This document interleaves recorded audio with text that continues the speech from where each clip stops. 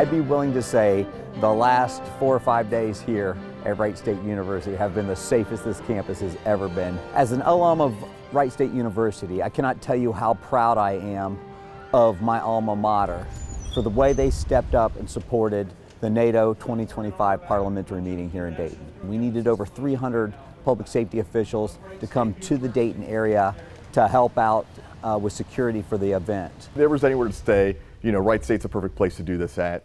For us, in terms of where it's located, it's central to where we need to navigate to.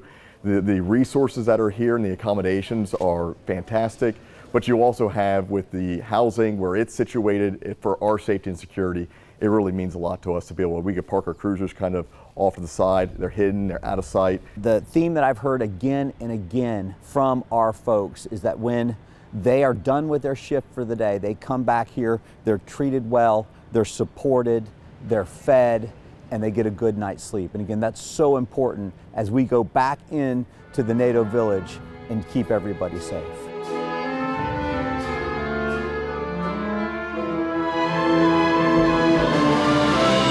When you hear that many artists on the stage at the highest level of ability, it moves you. We're just very fortunate that the Sarajevo Philharmonic has graciously agreed to come and perform at Wright State at Schuster Hall, and we are so excited. We're calling this concert Notes of Unity because we just think it's a great way to collaborate with an artistic organization.